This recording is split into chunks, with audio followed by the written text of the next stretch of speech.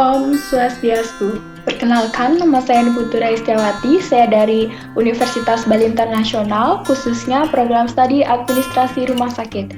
Di sini saya akan menjelaskan tentang visi dan misi dan budaya organisasi. Yang pertama itu adalah pengertian visi. Visi merupakan gambaran tentang masa depan atau future yang realistik dan ingin diwujudkan dalam kurun waktu tertentu. Dan visi adalah pernyataan yang diucapkan atau ditulis hari ini yang merupakan proses manajemen saat ini yang menjangkau masa yang akan datang. Itu menurut pendapat Akdon. Adapun manfaat dari visi, yang pertama itu adalah menjembatani keadaan perusahaan masa sekarang dan masa depan.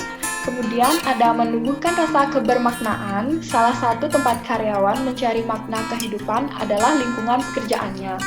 Yang ketiga itu adalah menumbuhkan standar kerja yang prima. Dan yang terakhir itu adalah menumbuhkan komitmen dan semangat kerja karyawan, di mana karyawan tidak akan bekerja dengan penuh antusias jika dia tidak tahu apa yang akan harus dia kerjakan. Adapun cara perumusan visi, yang pertama itu adalah mengkaji makna visi yang lebih tinggi untuk digunakan sebagai acuan. Yang kedua, menginventarisasi rumusan tugas yang tercantum dalam struktur dan tata kerja organisasi.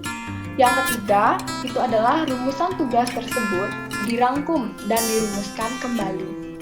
Dan yang keempat, itu adalah konsep rumusan visi didiskusikan kembali dengan seluruh anggota organisasi untuk memperoleh masukan, klarifikasi, dan juga saran. Dan yang kelima, itu adalah perumusan visi dikomunikasikan dengan seluruh stakeholder guna memperoleh penyempurnaan. Dan yang terakhir, itu adalah rumusan visi yang telah disepakati ditetapkan dengan keputusan pimpinan. Selanjutnya itu adalah pengertian misi.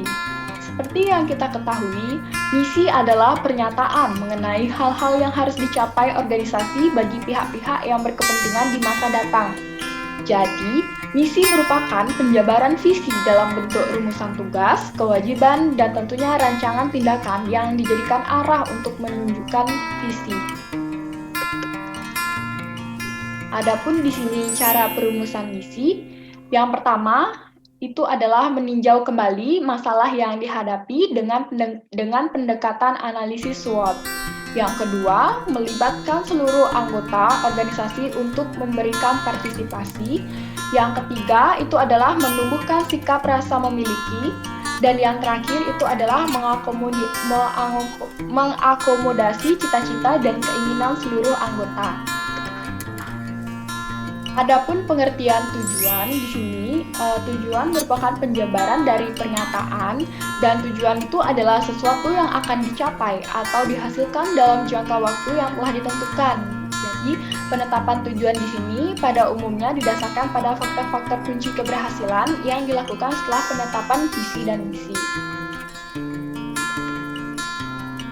Adapun perumusan tujuan, yang pertama itu adalah tujuan organisasi harus memberikan ukuran yang spesifik dan akuntabel atau dapat diukur. Yang kedua, tujuan organisasi merupakan penjabaran dari misi. Oleh karena itu, tujuan harus selaras dengan visi dan misi. Dan yang ketiga, tujuan organisasi menyatakan kegiatan khusus apa yang akan diselesaikan dan kapan diselesaikannya. Dan materi yang selanjutnya itu adalah sasaran. Jadi di sini pengertian sasaran adalah target yang terukur sebagai indikator tingkat keberhasilan dari tujuan yang telah ditetapkan. Adapun pengertian dari program, di sini itu adalah program merupakan kumpulan kegiatan nyata, sistematis, dan terpadu yang dilaksanakan oleh satu instansi pemerintah atau lebih ataupun dalam rangka kerjasama dengan partisipasi aktif masyarakat guna mencapai tujuan dan sasaran yang telah dicapai. Adapun beberapa ciri-ciri program operasional, yang pertama itu adalah program kerja operasional didasarkan atas perumusan visi, misi, tujuan, sasaran, dan kebijakan yang telah ditetapkan. Yang kedua, program kerja operasional pada dasarnya merupakan upaya untuk implementasi strategi organisasi. Yang ketiga, itu ada program kerja operasional merupakan proses penentuan jumlah dan jenis sumber data yang diperlukan dalam rangka pelaksanaan satu rencana. Dan yang keempat, itu adalah program operasional merupakan penjabaran real tentang langkah-langkah yang diambil untuk menjabarkan kebijakan. Dan yang kelima itu adalah program operasional dapat bersifat jangka panjang dan menengah atau bersifat tahunan. Dan yang keenam itu adalah program kerja operasional tidak terlepas dari kebijakan yang telah ditetapkan sebelumnya. Bahasan yang selanjutnya itu adalah mengenai budaya organisasi.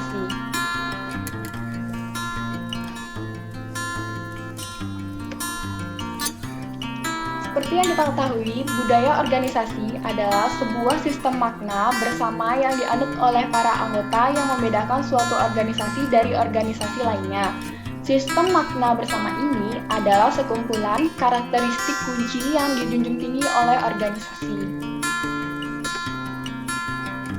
Adapun jenis budaya organisasi, yang pertama itu adalah budaya komunal atau communal culture. Jadi budaya ini ditandai oleh sosiabilitas dan solidaritas yang tinggi.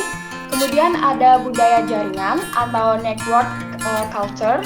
Jadi budaya ini ditandai oleh tingkat sosiabilitas atau kesenangan bergaul tinggi dan tingkat solidaritas atau kesetiakawanan yang sangat rendah.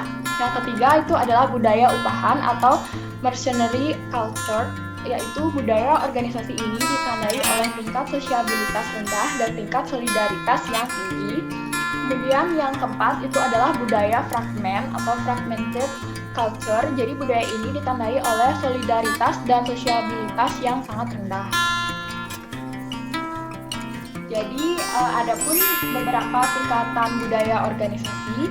Yang pertama itu adalah budaya organisasi yang tampak atau visible. Itu dari cara berpakaian, simbol-simbol fisik seperti perayaan atau seremonial dan tata ruang kantor. Kemudian budaya organisasi yang tidak tampak atau invisible itu berupa disiplin dan makna prestasi. Dan yang selanjutnya itu adalah keyakinan yang paling dalam atau asumsi-asumsi yang tersembunyi. Adanya keyakinan bahwa atasan tidak pernah salah, anak buah selalu salah, konsumen adalah raja.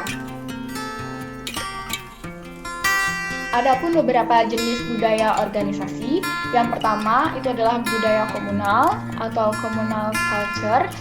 Kemudian budaya ini ditandai oleh sosialitas dan solidaritas yang tinggi. Budaya jaringan atau network culture, seperti yang saya jelaskan tadi, budaya ini ditandai oleh tingkat sosialitas atau kesenangan bergaul tinggi dan tingkat solidaritas atau kesetiakawanan yang sangat rendah. Kemudian budaya upahan atau mercenary culture, budaya organisasi ini ditandai oleh tingkat sosialitas rendah dan tingkat solidaritas yang sangat tinggi. Adapun sifat dari budaya organisasi itu terdapat dua yang terpenting dalam kehidupan sehari-hari, yaitu yang pertama budaya organisasi yang adaptif. Jadi budaya organisasi yang mampu menyesuaikan dengan lingkungan luar organisasi. Kemudian budaya organisasi yang tidak adaptif, yaitu budaya organisasi yang tidak mampu menyesuaikan dengan lingkungan luar organisasi. Baik, sekian pembahasan yang dapat saya sampaikan. Jika ada banyak kesalahan maupun kata-kata yang tidak sengaja, saya mohon maaf. Terima kasih.